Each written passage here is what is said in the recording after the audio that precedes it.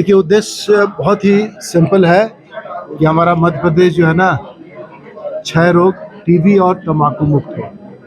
और ये तभी पॉसिबल है जब दोनों विभाग आपस में समन्वय करें। एक तरफ हमारे पास राष्ट्रीय कार्यक्रम है टीबी नियंत्रण, टीबी अब तो एलिमिनेशन प्रोग्राम आ गया है, दूसरा तंबाकू नियंत्रण कार्यक्रम। ये दोनों विभाग के लोगों को, दोनों अधिकारी हमारे साथ हैं, डीटीओ साहब भी हैं, state nodal officer, district nodal officer भी हैं।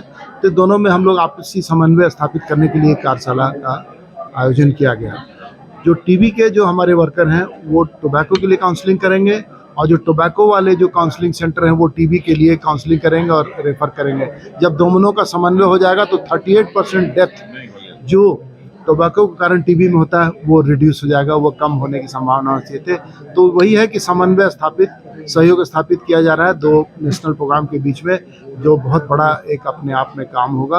और भारत सरकार ने इस पर नीति बनाई है जिसको राज्य में हम लागू करा रहे हैं। इसके लिए हम आभार व्यक्त करना चाहते हैं डीटीओ साहब ज्ञान साहब का, और नोडल अधिकारी हमारे मालाकार साहब का, हमारे रीजनल जॉइंट डायरेक्टर पनिका साहब का, सीएमएचओ सत्या साहब का, कि जिन लोगों ने इमीडिएट इसे एक्शन लेके इम्प्लीमेंट किया है। राष्ट्रीय क्षय उन्मूलन कार्यक्रम के अंतर्गत इंदौर जिले में टीबी के मरीज खोजने के लिए एक विशेष अभियान प्रारंभ किया जा रहा है। ऐसे सामान्यतः मरीज अस्पतालों में आके तो दिखाते ही हैं, पर हम विशेष समय समय पर अभियान ऐसे चलाते हैं जो समाज के बीच में जाके, जहाँ पर ज़्यादा टीबी के मरीज निकल रहे हैं वहाँ अभियान चलाते हैं। उसको एक्टिव केस फाइंडिंग कहते हैं। तो इस अभियान के अंतर्गत हमारी 18 टीमों में लगभग 50 लोग हैं जो चयनित बस्तियों में जाके पिछले वर्ष 2022 में जो टीबी के मरीज निकले थे उनके परिवार में और उनके संपर्क में रहने वाले आसपास के लोगों की जांच करेंगे, और उनमें अगर टीबी के लक्षण पाए जाएंगे तो उनका जांच करके इलाज पाएंगे। कोविड के समय में चूँकि बाकी सभी स्वास्थ्य सेवाएं प्रभावित हुई थी, तो टीबी का मरीज उस समय निकल के आ नहीं पा रहा था।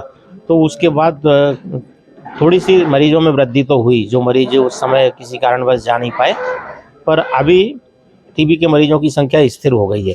फिर भी कोई मरीज अगर छूट रहा हो समाज में, तो ये देखने के लिए हम समय समय पर अभियान चलाते हैं कि कुछ मरीज ऐसे हो सकते हैं जो स्वास्थ्य केंद्र पर नहीं जा पा रहे, तो हम उनके पास जाके वहीं पर उनका खकार का सैंपल लेके जांच करते हैं।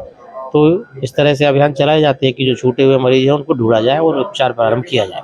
देखिए, आज राष्ट्रीय तंबाकू नियंत्रण कार्यक्रम के तहत एक वर्कशॉप का आयोजन किया गया था, जिसमें राष्ट्रीय तंबाकू नियंत्रण कार्यक्रम एवं राष्ट्रीय क्षय उन्मूलन कार्यक्रम दोनों डिपार्टमेंट्स को एक साथ समन्वय करके तंबाकू के सेवन से जो टीबी के रोगियों की जो ज़्यादा मरीजों की जो डेथ हो रही है उसको कंट्रोल करने के लिए और टीबी के मरीजों को जागरूक करने के लिए कार्यशाला का आयोजन किया गया था, जिसमें हमने जो राष्ट्रीय क्षय उन्मूलन कार्यक्रम के अंतर्गत कार्य कर रहे जो हमारे टीबी हेल्थ वर्कर हैं उन लोगों को भी प्रशिक्षित किया और उन्हें इस बाबत जानकारी दी कि राष्ट्रीय तंबाकू नियंत्रण कार्यक्रम के अंतर्गत हमारे पास टोबैको सिजेशन सेंटर्स भी हैं जो डिस्ट्रिक्ट हॉस्पिटल में कार्यरत है।